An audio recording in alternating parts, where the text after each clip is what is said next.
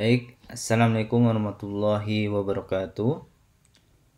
Para mahasiswa sekalian, saya ucapkan selamat memasuki semester baru. Dan saat ini saya akan menjelaskan terkait overview dan juga pendahuluan terkait dengan mata kuliah landasan biokimia. Landasan biokimia ini merupakan salah satu mata kuliah wajib yang ada di Departemen Biokimia, yaitu sebagai Basic Science di bidang biokimia dengan kode BIK 204 dengan jumlah SKS sebanyak 3 dan 1 SKS untuk praktikum. Terdapat dua pengajar sebagai satu kesatuan tim, yaitu saya sendiri sebagai Waras Nurkolis ini atau sering singkat dengan WNC, bertindak sebagai koordinator dan juga tim pengajar sesi UAS, dan sekaligus nanti adalah berinteraksi dengan Anda semua di kegiatan praktikum. Yang kedua adalah Dr. Poppy Asri Kurniatin. Beliau adalah tim pengajar di sesi UTS. Jadi nanti di minggu kedua akan bertemu dengan beliau terkait dengan materi-materi di sesi UTS. Saya sendiri sebagai koordinator berasal dari Divisi Biokimia Pertanian, sementara Ibu Poppy berasal dari Biokimia Industri. Tentang apa mata kuliah landasan biokimia ini? Jadi ketika Anda mempelajari mata kuliah landasan biokimia, ini menjadi dasar Anda belajar bagaimana Anda akan memahami sejarah biokimia, kemudian metodologi ilmiah, dasar-dasar laboratorium dan yang di awal, kemudian bagaimana sistem air, pH dan buffer, kemudian itu terkait yang mendasari sebagai media kehidupan itu seperti apa, sehingga proses-proses biokimia itu dapat berjalan dengan baik. Selanjutnya terdapat berbagai keilmuan yang bahwa biokimia itu tidak berdiri sendiri tapi ditopang oleh berbagai ilmu sehingga menjadi kesatuan yang penting. Jadi Anda perlu mempelajari sistem biologi seluler itu seperti apa, kemudian bagaimana suatu landasan kimia itu menjadi penting begitu. Terus kemudian juga terkait dengan bagaimana sebuah sistem genetik, fisika dan evolusinya. Jadi itu menjadi bagian penting satu kesatuan yang terkait dalam hal keilmuan biokimia. Hal penting lagi secara fisiologi, bagaimana sistem pencernaan sehingga suatu makanan itu dapat dicerna menghasilkan molekul-molekul yang siap di metabolisme.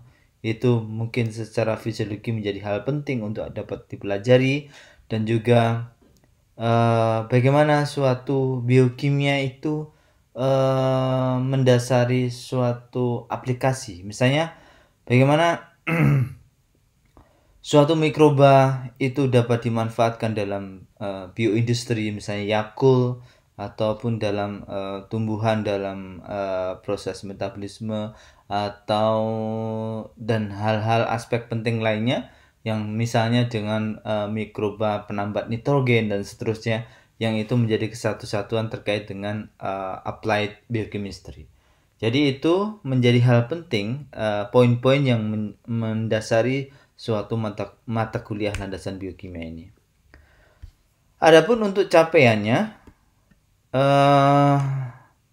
yang diharapkan dari kegiatan penelitian ini, Anda diharapkan mampu terdapat 4 capaian ya, terdapat 4 capaian yang diharapkan Anda dapat mempelajari perkuliahan landasan biokimia. Yang pertama, capaian pertama ini adalah mampu menjelaskan sejarah biokimia dan prinsip dasarnya, serta terampil dalam menerapkan teknik dasar biokimia di laboratorium. Nah, nanti memang teknik dasar biokimia di laboratorium ini harapannya memang Anda benar-benar menerapkan keterampilan dasar-dasar laboratorium. Hanya saja dalam kondisi pandemi COVID-19 ini kita akan mencoba memberikan ilustrasi secara online sehingga Anda harapannya Anda mempelajari dengan metode online. Yang kedua, Anda diharapkan mampu menjelaskan teori air, pH, dan juga buffer. Jadi sebenarnya ini menjadi dasar teorinya, dan prakteknya Anda diharapkan memahami dari konsep sifat fisik dan kimia air dalam sebagai media kehidupan.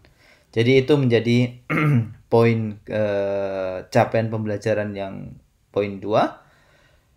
Yang ketiga, Anda diharapkan mampu menjelaskan dan menerapkan konsep landasan seluler. Jadi biologi seluler itu seperti apa? Landasan kimia, dasar-dasar kimia yang terkait yang mensupport biokimia itu seperti apa? Landasan fisika, konsep-konsep fisika, termodinamika, dan seterusnya, sehingga dalam kaitannya dengan konsep bioenergetika seperti apa, landasan genetika, ada sentra dogma biologi molekuler, bagaimana proses secara genetik suatu gen itu terekspresi menjadi protein tertentu dengan fungsi dan tertentu. Itu menjadi hal penting. Landasan evolusi, bagaimana suatu organisme itu berevolusi sehingga beradaptasi pada kondisi lingkungan tertentu, dan itu menjadi hal yang menjadi bagian capaian di poin ketiga. Capaian keempat, Anda diharapkan mampu menginterpretasikan sistem dalam mempersiapkan metabolit untuk dimetabolisme di hewan,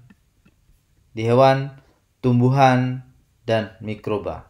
Nah, ini tentunya akan sangat terkait, memang harapannya di sini akan sangat terkait dengan hewan. Bagaimana aspek biokimia medis begitu? Aspek biokimia medis itu dipelajari dalam hal keilmuan dengan menggunakan hewan misalnya. Terus kemudian bagaimana tumbuhan itu termanfaatkan dalam kaitannya dengan biokimia pertanian, mikroba, pemanfaatannya dalam kaitannya dengan biokimia industri. Jadi ini capaian 4 ini kita harapkan sebagai capaian yang akan menginterpretasikan divisi-divisi yang saat ini ada di Departemen Biokimia. Tentunya ini menjadi penting bagi Anda yang baru pertama kali baru memulai mendesain bagaimana sih langkah-langkah yang harus dilalui dalam studi di biokimia ini. Tentu ini menjadi bagian penting di poin keempat ini.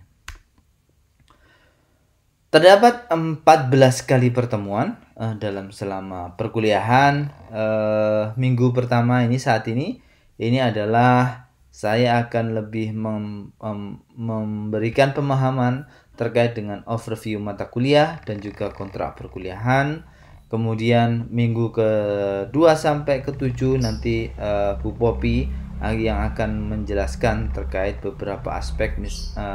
Yang minggu kedua ada sejarah, prinsip dasar biokimia, konsep dasar laboratorium, kemudian pentingnya ilmu biokimia, kemudian air, pH, dan buffer itu di minggu ke-4 dan 5. Minggu ke-6 dan 7 landasan seluler dan landasan kimia dalam keilmuan biokimia. Pada sesi UAS nanti akan bertemu dengan saya khususnya terkait dengan pengembangan materi, misalnya adalah terkait landasan fisika, landasan genetika dan evolusi, itu adalah kaitannya dengan keilmuan yang mendukung keilmuan biokimia.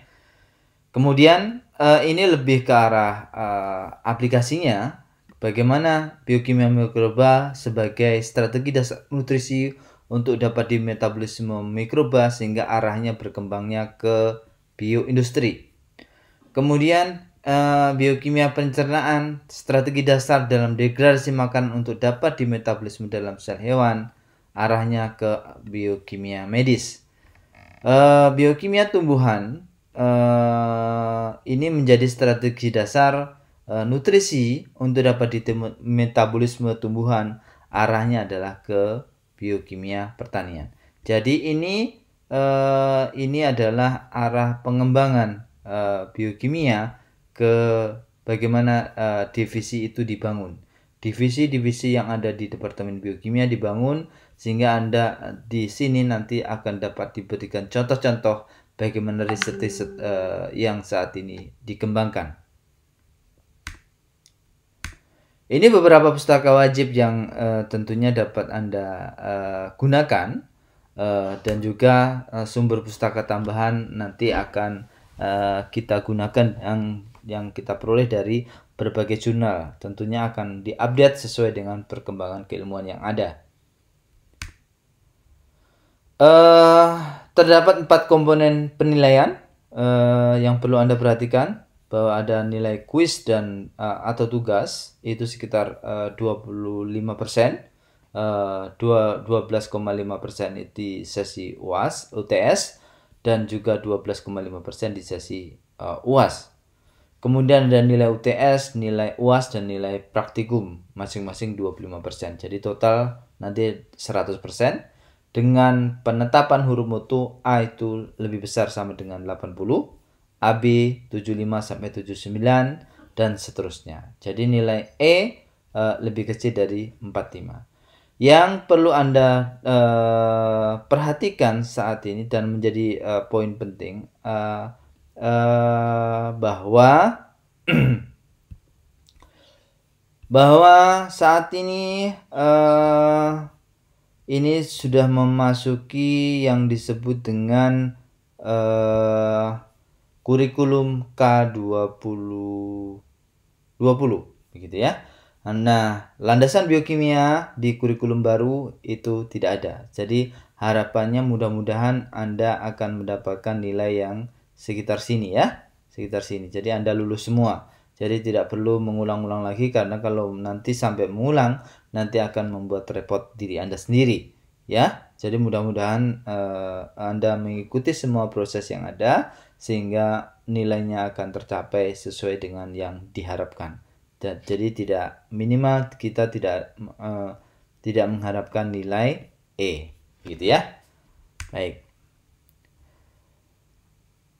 Ini ada tata tertib bahwa akan dilakukan evaluasi terhadap kehadiran dan partisipatif mahasiswa selama mengikuti perkuliahan secara menyeluruh.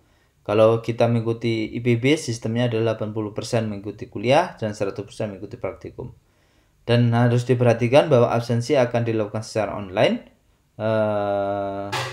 Tidak diadakan tugas pengganti bagi mahasiswa yang tidak menyelesaikan atau melaksanakan tugas pada waktu yang telah ditentukan.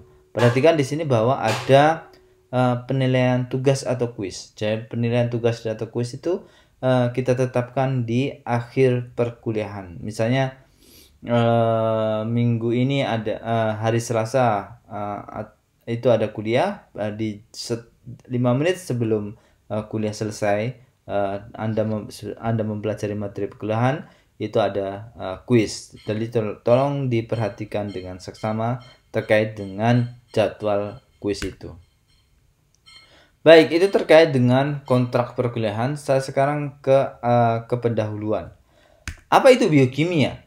Itu tentunya menjadi pertanyaan kita ketika awal sekali memilih masuk ke biokimia. Jadi secara sederhana dalam definisinya biokimia adalah proses reaksi kimia. Jadi proses reaksi kimia pada berbagai molekul dalam makhluk hidup. Jadi kalau kita ingat molekul itu apa saja, bahwa biomolekul utama itu ada karbohidrat, protein, kemudian lemak, kemudian asam nukleat. Jadi minimal 4 molekul itu yang menjadi poin penting bagaimana reaksi-reaksi yang ada di makhluk hidup. Dan reaksi-reaksi kimia itu akan melibatkan berbagai gugus fungsi yang ada di molekul-molekul tersebut sehingga proses berlangsung. Selain itu, untuk kecepatan reaksi sangat ditentukan oleh adanya sistem enzim. Jadi enzim yang berfungsi sehingga dalam kondisi pH dan medium air tertentu itu yang akan menentukan proses reaksi kimia yang terjadi dalam makhluk hidup. Itu adalah biokimia. Sehingga pemahaman Anda terkait dengan mata kuliah landasan biokimia itu menjadi penting sekali. Karena apa? Karena landasan menjadi dasar Anda memahami konsep-konsep applied biokimia selanjutnya. Jadi ini memang salah satu mata kuliah yang cukup penting yang diharapkan Anda pahami sedemikian rupa. Apa yang Anda pelajari di ini? Nah, ini paling tidak konsep keilmuannya. Jadi ini konsep keilmuannya yang nanti Anda pelajari di landasan biokimia. Jadi bahwa landasan biokimia ini akan ada keilmuan biologi seluler, terus kemudian kimia, fisiologi, evolusi genetika, dan juga fisika. Jadi keilmuan ini menjadi keilmuan yang mensupport keilmuan biokimia. Jadi kenapa fisika menjadi penting? Karena dalam biokimia itu ada proses transformasi energi.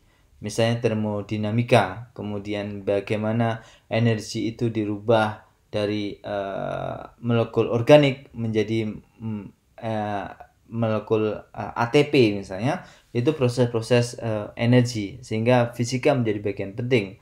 Biologi seluler, tempat berlangsungnya proses-proses reaksi-reaksi itu di kompartementasi sel, itu menjadi hal yang perlu dievaluasi. Kimia, bahwa ada gugus-gugus reaktif, ada molekul-molekul penting yang terlibat dalam proses reaksi. Itu memang itu kimia menjadi dasar sistem yang untuk dipelajari. Evolusi genetika jelas bahwa protein itu akan terekspresi berdasarkan sistem gen yang dikembangkan. Dan evolusi itu akan terjadi berdasarkan adaptasi terhadap lingkungannya. Jadi itu menjadi hal penting yang bagaimana perubahan biokimiawi dalam suatu organisme itu menjadi menarik untuk dipelajari sebagai dasar perkembangan biokimia.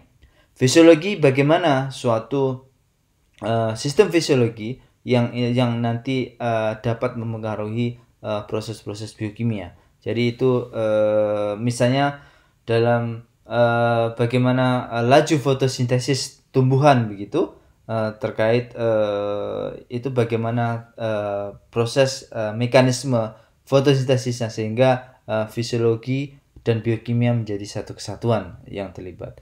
Dan tentunya ini keilmuan ini seluruh ini akan mempengaruhi bagaimana keilmuan biokimia secara keseluruhan, bagaimana enzimologi, biologi molekuler, kemudian bioenergetika,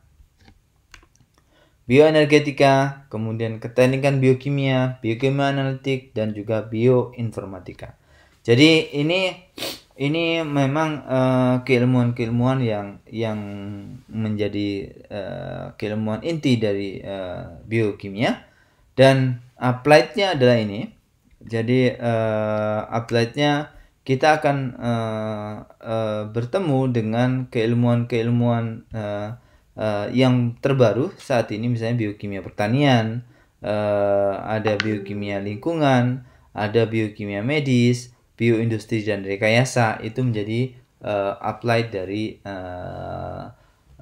keilmuan biokimia. Jadi ini menjadi dasar yang selama satu semester ini akan diuraikan secara gamblang bagaimana landasan biokimia itu menjawab berbagai keilmuan yang ada, sehingga dapat diharapkan Anda dapat memahami dengan baik, sehingga bekal Anda untuk mempelajari lebih dalam keilmuan biokimia selama satu kurikulum program sarjana Anda dapat diperoleh. Salah satu hal yang aspek penting yang Anda akan belajar adalah terkait biologi seluler. Dalam sistem biologi itu ada kompartementasi. Bagaimana proses-proses itu akan berlangsung. Misalnya di sini adalah kompartementasi proses glikolisis. Ini adalah glikolisis. Glikolisis akan berlangsung di sitosol. Sitosol dari proses glikolisis akan menghasilkan pirufat dan juga energi berupa ATP dan NADH. Dari sini nanti akan masuk ke dalam kompartementasi yang kedua, yaitu mitokondria. Di mitokondria itu akan ada yang disebut dengan siklus Krebs. Nah, di siklus Krebs ini nanti akan menghasilkan akan menghasilkan energi berupa GTP, FADH2, NADH, CO2. Nah, ini merupakan energi yang bisa dimanfaatkan di mitokondria juga, yang disebut dengan mekanisme fosforilasi oksidatif. Nah, fosforilasi oksidatif, inilah yang merupakan yang bertanggung jawab terhadap produksi ATP. Selain itu, menghasilkan H2O dan menggunakan O2. Jadi ini bagaimana sistem biologi seluler, tingkat seluler itu membentuk kompartementasi, sehingga proses-proses itu secara terregulasi, secara ketat itu diatur. Bagaimana di sitosol glikolisis berlangsung, di mitokondria bagaimana siklus Krebs dan fosforilasi oksidatif itu berlangsung. Jadi ini menjadi penting untuk Anda pelajari terkait dengan kompartementasi secara keilmuan biologi seluler. Selain itu, keilmuan biokimia menjadi hal yang penting untuk Anda pelajari sebagai dasar, karena gugus fungsi dalam molekul-molekul yang terlibat dalam reaksi biokimia itu menjadi reaktif dan menjadi penting. Misalnya di sini adalah triasil gliserol. Triasil gliserol ini suatu biomolekul, molekul begitu ya, yang bisa terhidrolisis, dengan katalis NaOH, dan nanti akan menghasilkan asam lemak dan gliserol. Jadi pemutusannya di mana? Pemutusannya di sini ya. Pemutusannya di sini. Oke. Nah, pemutusan ikatannya di sini sehingga nanti akan menghasilkan 3 asam lemak dan juga akan menghasilkan gliserol. Nah, ini adalah gugus fungsi. Ini adalah gugus fungsi hidroksil. Oke. Ini juga ada gugus fungsi. Ya. Nah ini kaitannya berarti ini gugus fungsi yang terikat di pembentukan triasil gliserol. Jadi ikatannya adalah ikatan ester antara OH dari gliserol dengan ini dari asilnya. Ini terlibat kaitannya dengan proses penyabunan, pembuatan sabun. Jadi gugus fungsi itu menjadi penting untuk dipelajari supaya Anda paham secara mendalam terkait dengan bagaimana proses-proses reaksi biokimia itu berlangsung. Selain dari aspek kompartementasi, gugus fungsi, enzim-enzim yang terlibat, dan seterusnya. Baik, itu yang dapat saya sampaikan. Lebih dan kurangnya mohon maaf, dan saya akhiri. Wabillahi taufiq wal hidayah. Assalamualaikum warahmatullahi wabarakatuh.